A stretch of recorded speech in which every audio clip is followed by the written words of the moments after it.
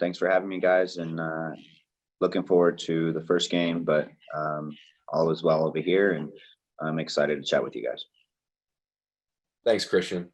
At this time, we'll turn it over to media questions. So as you have a question, go ahead and raise your hand. And as I said, Matt will let you through. I think the first name I see here is Masvita.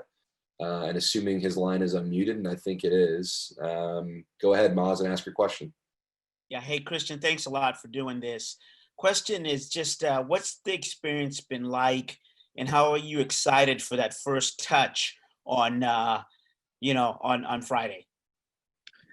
Well, I think it's been a little bit different. Obviously, these are weird circumstances, but understandable. And so the fact that we're going through all these protocols is for a reason. And I think us as players understand that. So when that time comes, when we're able to play footy in front of fans is going to be pretty special. However, I think being back on the field for the first time in a long time, this upcoming Friday will mean a lot to us as players, because this is something that we do on a daily basis. Thanks for that question, Maz. Next question is coming from Jada Evans, Seattle Times. Jada, your line should be clear. Hey, Cristian. I wanted to ask just a little bit about Niko. You guys have all been, without playing competitively for 4 months, I believe. But Niko definitely with the the injury and whatnot. So how does he kind of look in training, and the mood from him since he didn't even get those first few games? Yeah, Niko's hungry. He's hasn't really played a game since MLS Cup, right? And so the chance for him to come back and make an immediate impact is something that is in his head for sure. But he's fitter than ever, and his hamstrings are looking good. He's sprinting more than ever in the game. So he's taking care of his body, his business. And now it's trying to gel all our guys together and create that chemistry that we haven't had the ability to do in preseason, while Niko has been out. So he's eager, he's ready, and I think he's going to play a big part in our team, especially in this tournament. Thanks, Jada. Next question looks like is from Tim Booth at the AP. Tim, your line is free. Go ahead and ask your question. Hey, Cristian. Obviously, the focus is on the first game against San Jose, but right now, what was supposed to be your second game is now not happening because of FC Dallas having to pull out. Has the uncertainty of the schedule, is that something that's been a conversation or is a concern of yours, being that the tournament is starting tonight? Not necessarily. Honestly, being back on the field is something that we're all looking forward to, right? And we can't look past San Jose, because San Jose is a tricky opponent, playing man-on-man throughout the field, and how fit they are. So we haven't looked past San Jose, and I think that's important, and I think that's really good, by the players, not really focusing on something that we can't control. But like I said, I've said this earlier, FC Dallas is a really good team, and unfortunately they're out of the tournament. And I was really looking forward to competing against them, but it's not something that we're stressing about, obviously, because we still have a tough opponent in front of us. Thanks, Tim. Just a reminder for anyone that would like to ask a question, go ahead and hit the raise a hand button and you'll get in the queue. Similarly, if you don't have a question and you asked one earlier, just unhit it for us, so we're not confused there, and we make sure we're getting to everyone's follow-ups. The next question I'm seeing is coming from Chris Francis over at Cairo TV. Chris, your line should be free. Thank you, sir. Cristian, appreciate it. Can you talk a little bit about the quarantine and what it's like, and are you stir crazy yet? I'm sure it'll be better when games start. But what's it been like, sort of kind of to yourselves? I speak for myself, and I play video games, I relax, I quarantine basically on my everyday life. So it's not too difficult for myself. The Wi-Fi is good. We can't complain too much. there are worse things that we could be doing. So I think as long as we have that attitude, we'll be fine. And we're following all the protocols. Wearing masks when possible, and still getting all our treatments done, film done, all that like it's normal life. But at the same time, just taking all the safety protocols in order to play this tournament without anybody at risk. So the quarantine has been fine for me specifically, playing video games, spotting with other teammates, and as well as national team teammates. So I can't really complain too much. Thanks, Christian, and thank you to Chris. Again, if you'd like to ask a question, just hit that button, raise your hand. We'll get you through. I'm seeing Tim, looks like you might still have a question, and/or Jada. Do I have that right? And let's see if we can unmute Tim's line and make sure he can clarify. And Jada. I actually didn't have a follow-up unless Christian wants to comment on your pending mustache there, Alex. I don't know if we want to hear those remarks, but Christian is absolutely free to talk about that. I think you still need a little bit more on the sides, man.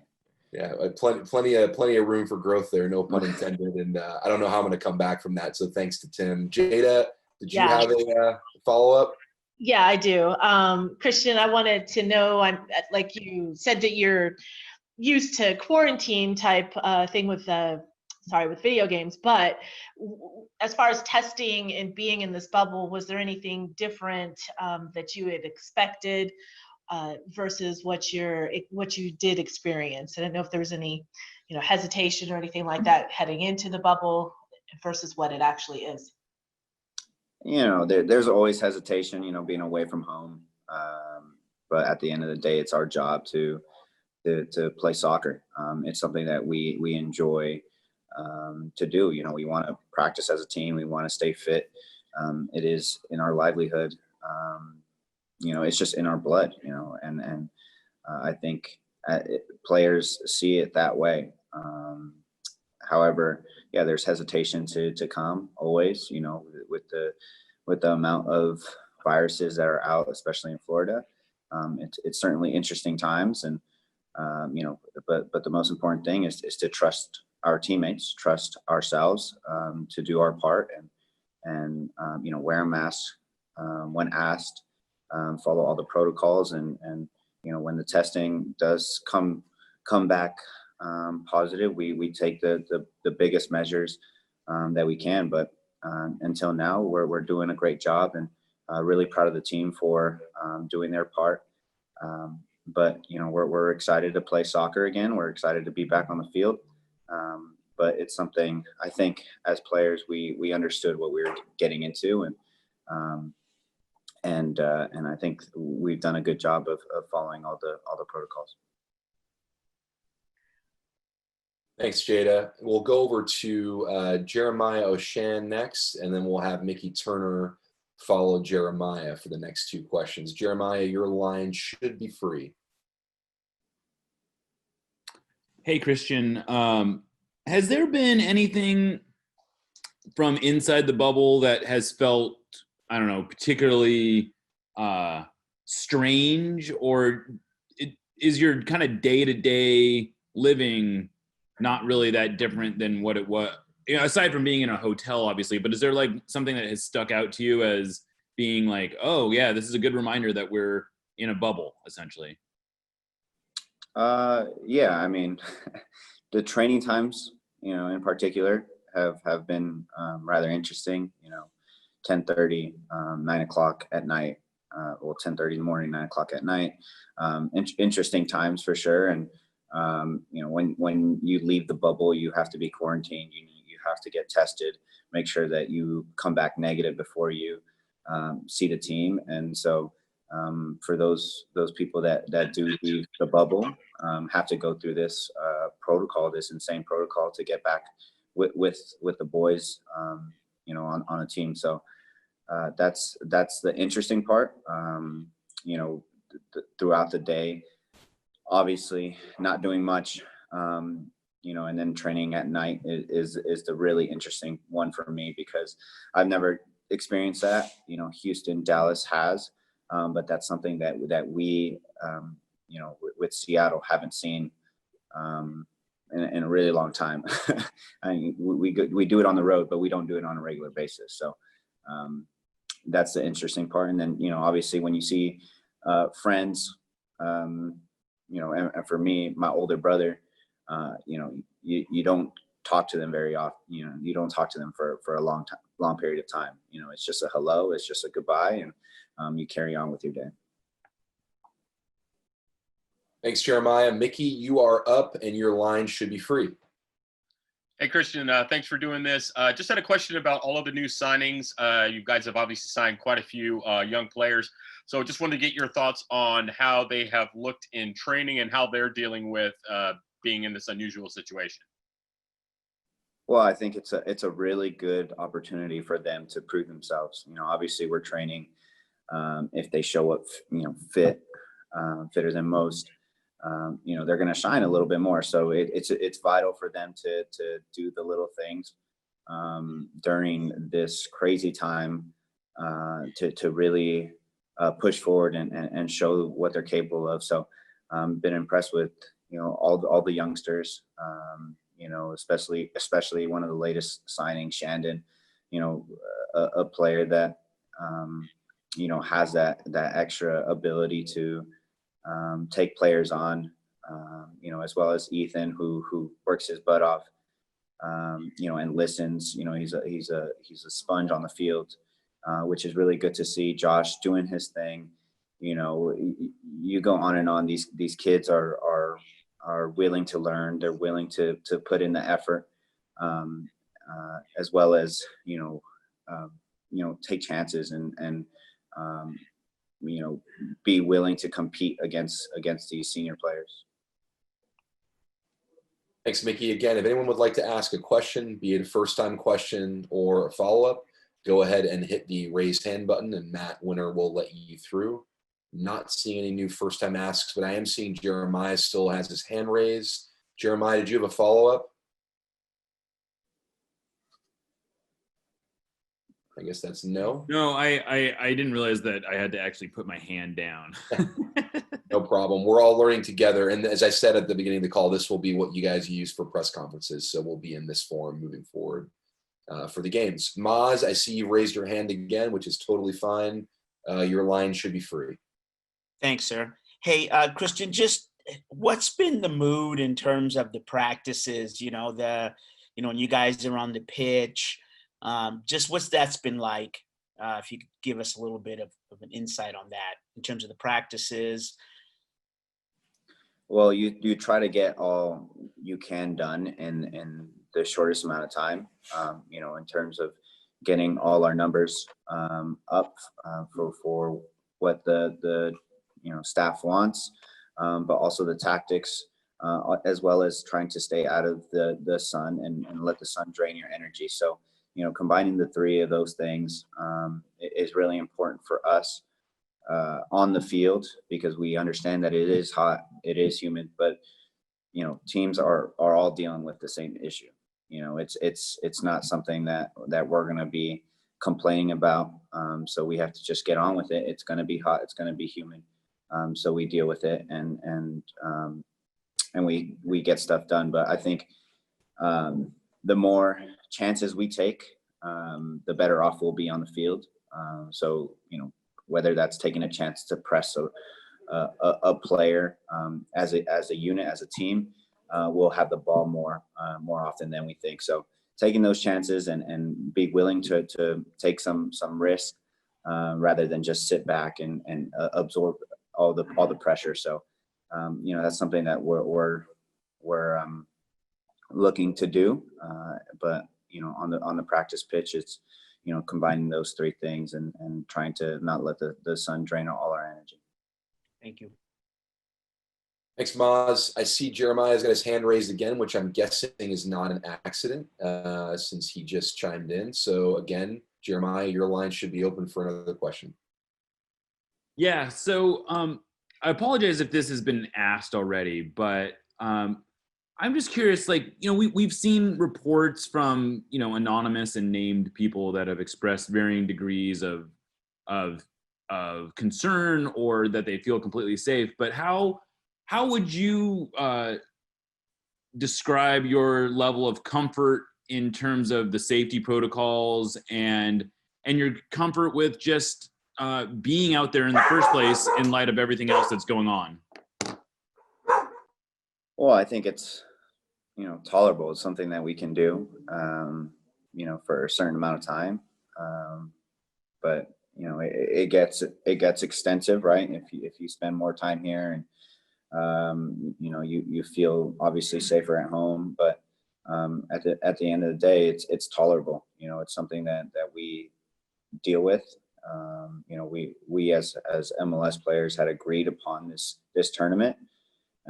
So we understood all the protocols going into it.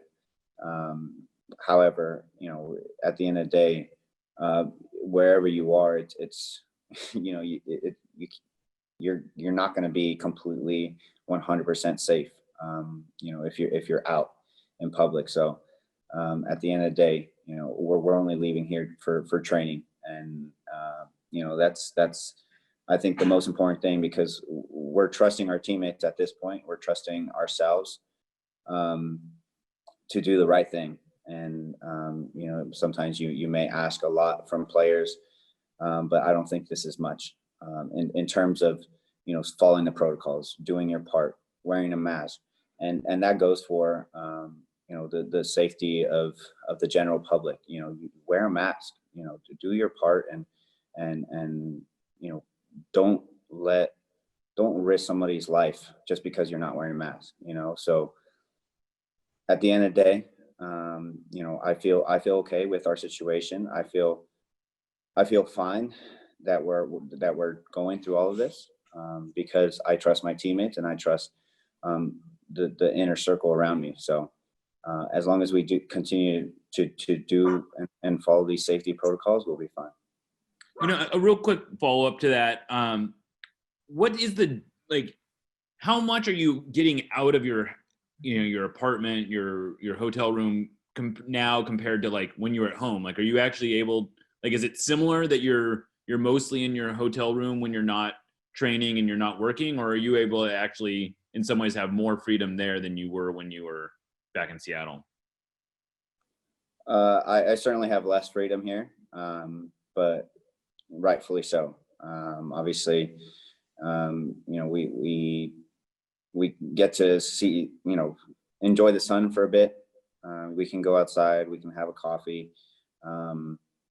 but less freedom, obviously, for the right reasons. But when I was home, I like I said, I live a quarantine lifestyle anyway. So I'd go to the grocery store, once every 2 weeks or so, and try to bulk up so that, I didn't have to leave the house, only for basically food and training. So here it's very similar. You're only leaving for training, and the reality is we have everything we need at this point. All right, guys, we'll do a couple more and then get Cristian back to his duties before we welcome in Brian Schmetzer.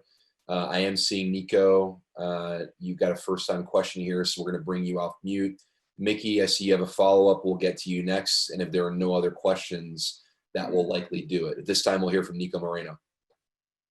Hey, Cristian. From your point of view as a player, and I don't know if this has been asked already, and apologies if it has, but does the MLS's back tournament lose some validity to the reflection of what typically a tournament is, which is the best of the league when an entire team is gone, several players like Carlos Vela, Cavallini? Does the MLS tournament lose some validity? I think the NBA players said it really well. This is probably going to be one of the hardest tournaments to win. You have to show up fit, number one. We haven't played a real game in a really long time. Take out Vela and Cavallini and other players. you still have to show up as a team. For LAFC, it's obviously going to be hard. It was going to be hard with Vela. It's going to be harder without Vela for sure. But the way in which this tournament is set up, it's to grind out games and to, stay fit, stay healthy. And while at the same time dealing with all these social issues in our society, as well as, COVID-19. So for me, this is going to be the hardest tournament in a very long time. It's going to be the hardest tournament, I think, in my career, because you combine all these different aspects to it. There's definitely going to be asterisks for whoever wins this tournament, but in a good way, because it's one of the hardest tournaments that you'll ever have to compete in. Thank you, Cristian, and good luck. Thanks, Niko. I saw, Mickey, I saw your remark there in the chat, so all good there. Jade, I see you've got your hand raised. We will let you have the last question for Cristian before we welcome in Brian. Jada, go ahead. Cristian, kind of building on that, do you guys feel, though, still as the defending MLS Cup champions, though, do you still have that feel when you're entering a tournament like this? Yeah, I certainly feel that way. I still feel like there's a target on our back because we were the previous champions, and rightfully so, I think. The one thing that is probably up in the air is, whoever wins this tournament, they're in a weird stage. They're not MLS Cup champs.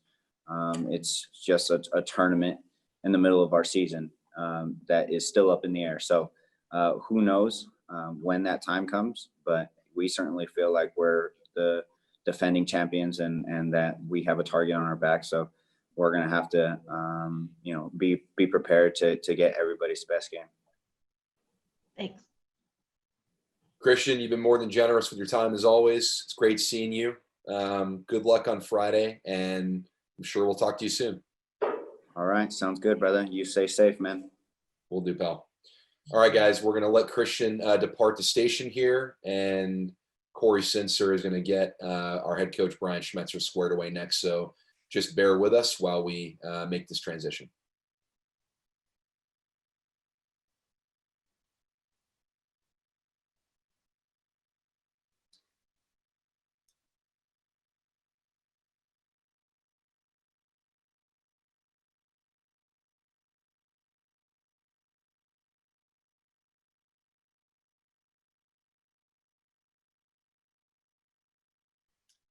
There is our head coach, Schmetz. Thanks for joining us. You look great in your mask. Would you like to open up with any remarks or just straight to the questions? You know me, straight to the questions. What I thought. Jeremiah is first in the door. And so without further ado, Jeremiah, take it away. Hey, Coach. Thanks for doing this. It just came out. Best I can tell, it looks like the league has officially said that you're going to just be in a 3-team group, which means you guys are only going to have 2 group stage games, and they're not apparently changing any of the rules as far as who advances from that. So my question is, was that a decision that you guys were at all involved in? Has that been communicated to you? And unless I'm missing something, it seems to effectively eliminate the possibility of a 3rd place team advancing from your group. You have more information than I do. You're on top of things. I have been at a team lunch. We've been discussing film. We have had lineup discussions all afternoon. So I better check in with Garth and everybody for the final confirmation of that. I was aware that there might be only 3 teams in our group. I was aware of some of the other conversations of the league trying to get, what's going to happen if Nashville goes down. I mean, there was a lot of, plan A, plan B, plan C type discussions. Those are above my pay grade. I just, take the games as they come, but I'll certainly dig into that to make sure that we can verify that information and make plans accordingly. Well, I'll just ask this then. assuming it's true, does that feel like a significant competitive issue for you, or is it not something that you are going to spend much time worrying about? Well, I don't want to have games 10 days apart, Jeremiah. That wouldn't be good for us. I mean, I'd prefer to play the 3 games. So, that's my stance on that. Again, these are decisions that are way out of my pay grade, and I voiced my concerns, and hopefully they make a good decision. Thanks. Jeremiah, thanks. We're going to go over to Chris Francis over at Cairo again. Chris, your line should be free. Thanks, sir. Brian, good to see you. I'm curious if you can give us a little overview of how things have gone in terms of training down there, and if anything changed from what you did here in Seattle in terms of how you're looking at your team and the line. Like you mentioned, there's some lineup things you're talking about and thinking about. Yeah, no, training's been pretty much the same. We were able to train full in Seattle. So, we had some simulated scrimmages to get the guys ready for these competitive matches. Our training week this week has been our normal 4-day lead in to a Friday match. So things training wise have been good. I did listen in. I know Cristian answered the question pretty succinctly that, guys are ready. Niko's ready. I mean, I think the team is ready to have these games start again. I think that will keep them from thinking about the monotony of, being in a bubble and not being able to do perhaps as many things as they're accustomed to. So I think the games coming up on Friday certainly are going to make the team feel a little bit better mentally. Thanks, Chris. We'll go over to Mickey Turner next.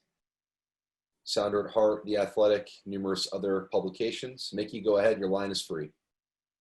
Thanks, Alex, and thanks, Brian, for doing this. Just curious about the health of the team and how everyone's doing. We know Bruin had an injury. Is he likely to be back in Seattle, not participating? No, Will Bruin is here. We brought all players. And so, Will is not going to feature in Friday's game, but we are trying to get him back for any of our last group games. And then when we hopefully proceed down the line, hopefully he can participate in some of the knockout games. Thanks, Mickey. Niko Moreno, you are up next. Go ahead. Hey there, Brian. 2 very small questions because I know you're going to totally dodge one. But when it comes to Raul Ruiz, posted a picture of some ice on his ankle or lower calf. That usually, a lot of players do it. But how's he doing? Is that anything that we should worry about? And secondly, with so many players being out, Carlos Vela, you guys are playing a diminished Vancouver Whitecaps. Does MLS is back tournament lose any type of validity of the true reflection of what MLS best is? So I'll answer the first one, pretty easy one. Raul likes to, post photos of him in various training, good and bad, injuries, when he's happy scoring goals in training. That is just part of his online, what his Instagram accounts and Twitter accounts, they tell a story of his life. So don't worry about that one. As far as, the loss in validity of the tournament, look, Carlos Vela could be injured instead of having a baby. Andy Rose's wife is pregnant as well. There certainly are athletes in other sports that have chosen, because baseball players make a lot more money, or other athletes that have saved enough money to make a choice. I believe that all of the soccer players, they all want to play. And so I'm not so sure that I agree with any sort of loss in validity of the tournament. I talked to Bob Bradley today. I talked to some of the other coaches. We are all kind of in the same mindset. Sure, there's some things that we don't like. Sure, things aren't quite normal. But each one of us are going to prepare our teams to the best of our ability to try and win this tournament. That is part of just the competitive nature that coaches possess, that franchises have. You know, obviously our franchise has a very long history of winning, and I'm going to take these games seriously. The players are taking this seriously. You know, again, your namesake, Niko Ladero, he's taking this seriously. He wants to get back out on the field. So, you know, whatever teams put whoever out on the field, that's going to make the tournament valid. There's going to be teams playing against each other. And, you know, again, you could say that during, you know, I don't know when it was, when Jordan was injured, 2018, you know, we lost a superstar. Did that impact our validity for that season? No, we missed Jordan for sure, but it didn't impact the validity of our season. Thanks, guys. Next question will go to Maz. Maz, I see your hand is raised here in the queue. We're going to bring you off mute. And just a reminder for anybody who would like to ask a question, go ahead and hit that button to raise your digital hand, and Matt Winter will let you through. Maz, go ahead. Yep. Thanks, Coach, for doing this. And hey, Brian, just a quick question. It looks like depth could play a part in this because of the heat and that. And how would you assess the play of the young guys coming along and how they've progressed? Well, that's always a work in progress. I mean, the young guys, how good they are, what are their strengths, what do they need to improve on, all that sort of stuff. That's an ongoing process from the academy level through the Defiance, through the first team. I think for me, with the way the tournament is, the heat and humidity down here, the opportunity of having 5 subs gives them perhaps a little bit more chance of playing, maybe earlier than it would be in a normal league type situation. So in that sense, they need to be ready. They need to be prepared in case I, you know, call on them or need them to play. So I think I view it as an opportunity. All the kids have been working hard. They know what the expectations are. You know, each one of the kids, the coaching staff, they have set groups. They know what they're supposed to be doing with their specific coaches. And so I don't have any issue with any of our young kids and their attitudes. Thank you. Jeremiah, I see your hand raised. We're going to bring you off mute here. A reminder, if you'd like to ask Coach Schmetzer any questions, just go ahead and hit the button and Matt will let you through. Jeremiah, you are good. Brian, if you could kind of compare your mindset of what it was when you were getting ready, like you were getting on the bus and heading out to Florida. I don't want to presuppose what that may have been, and compared to how you feel like right now in terms of how nervous or maybe confident you were coming in then, and how actually being there has changed things, if it's changed it at all. Yeah, sure. I mean, when I went out there to greet some of the fans that were, you know, there to support the team, I did that because I really appreciated the fans coming out. I appreciate you guys. You guys do a lot for the club. The club is the relationship between the players and the fans. So that obviously means a lot to me. When we got on the bus, we got on the airplane, the charter to get down here. Yeah, there was some uncertainties, maybe some unknowns. There was, you know, the feeling of, okay, what are we in for? I know Grant Clark has been working tirelessly around the clock. You know, Chris Cornish, Nolan, all those guys, all of the people in the organization were trying to plan as best they could. But we really didn't know what this was going to look like until we actually landed on the ground here in Orlando. So what I would say is, with all the unknowns that maybe I started with back in Seattle, I would say that where the MLS has done a good job is the fields are good, training fields are good. Yeah, they've had to schedule teams. There's 26 teams, all of that sort of stuff. But the field situation has been good. We have enough equipment to do our normal trainings. All of that has been good. The transportation has been good. I showed my kids. I took a little video of my kids for my kids because they're worried about their dad. My mom's worried about me, my wife. of the testing center here in the hotel. I mean, it is a massive space. They have it well laid out. The way the testing process has worked has been exceptional. So the more you're down here, yes, the more maybe it's different. Maybe it's, you know, it's not what you're used to on a normal MLS road trip, but certainly it wasn't, you know, it wasn't the drama of, oh my God, this is just horrible. This is, you know, this is no good. I think the MLS has done a good job, a credible job of trying to get this massive undertaking to take off. Thanks again, Schmetz. We'll let anyone ask any final questions here. I'm not seeing any other hands in the queue, and I want to make sure you guys have a chance before we let Coach go. Okay, I'm seeing 2 more now. Jada, we'll let you through for yours. Jada Evans from the Seattle Times, your line is off mute. Go ahead. Hey, Coach, I wanted to ask, do you know what y'all's plans are as far as recognizing the Black Lives Matter movement? I've seen some things on social media from a few of y'all. Didn't know if there was a collective. There is a collective effort between the Black players that play in our league and the league itself. There's going to be a celebration, a massive statement coming tonight prior to the game. That's probably all I should tell you, Jada. I think you should tune in because I think it's going to be pretty impressive. I can tell you this, that the Black players on our squad are going to be participating in that event tonight prior to the kickoff. So we are all kind of looking forward to supporting our players and the league's players in this event tonight. Thanks.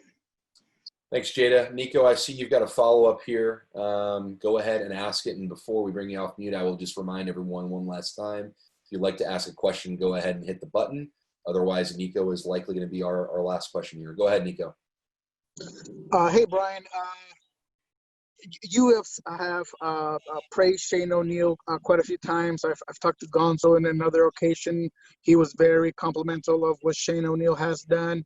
How is that center back competition? I mean, coming into the season, it was kind of, you know, Javier Arreaga was the guy, and then you guys brought in an excellent defender in Yeimar. Where is Shane coming in this whole battle of positioning? And, you know, should we see any surprises? I have been blessed with many good center backs throughout my history as coach here. And I am confident that this group can be as effective as some of the other groups that we've had in the past. The reason for that, Niko, and you said it very eloquently, is there is competition there. Yeimar has been a great addition. Javier has been a great addition to this team. Remember that he was one of the starting center backs in that game against LAFC last year in LA in the semifinal. So Shane has worked himself into the conversation as to, okay, can he challenge for a starting spot? Or if there's an injury, or if there's a sub, we want to close out games and we go to 5 at the back. Do we have the comfort with him stepping in an MLS game in a tough situation? We absolutely do. So again, I feel pretty blessed. I think Shane has made a commitment to kind of restart his career after a couple of years of, you know, bouncing from a couple of teams, and his effort and enthusiasm really has shown in training. Thank you, Coach. Good luck. Thank you. Niko, thanks. I'm seeing a hand raise here from Richard Negrini. Richard, go ahead. We're going to bring your line off mute here if you'd like to ask a question. Hi, Coach. How are you? So this is Nick from Pulse Sports. So, Coach, how will you manage the ability to make 5 substitutions? Well, like I said earlier, it's an opportunity. So now you have a few extra ways you can impact the game. So, you know, I just mentioned if we're ahead, can we bring a center back on? If we're behind, can we bring new attacking players? You know, our outside backs are very important in the way we attack. I have Nuhu, I have Joven, I have, you know, Alex, who is pushing Kelvin. You know, sometimes those guys will run out of steam. I have Miguel Ibarra on the bench, who I'm confident in playing. We talked about Will Bruin. If he can get back healthy for some of these games, it really gives you opportunities as a coach to impact the game with substitutions, not just by the tactics you use on the field. Thanks, guys. If there are no other questions, and feel free to shout out if I missed anybody, or raise your hand there in the queue. Niko, did you have another question, or is that just my eyes playing tricks on me? Yes, I will. You know, if nobody's going to ask, I'm just going to continue to ask. Coach, I have a question for you. There have been reports, or, you know, there have been rumors about potential farewell parties between players that may have caused issues with, you know, protocol of COVID and stuff. Before the team coming over here, did you feel the need to caution players to not meet with each other or do any type of goodbye parties before getting into the plane and going into Orlando? Well, I'm not sure of the rumors that you're hearing, but you bring up an interesting point. So, you know, common sense, wearing a mask like we're doing, staying socially distant, making sure, like Cristian said, he was staying at home, buying his groceries every 2 weeks. Those are all things that we took very seriously with the Sounders. We have players that have families. We have Jordan Morris. I brought that up. We have Jordan Morris, who is at an increased risk because of his type 1 diabetes. We have additional protocols down here in Orlando that are not league mandated.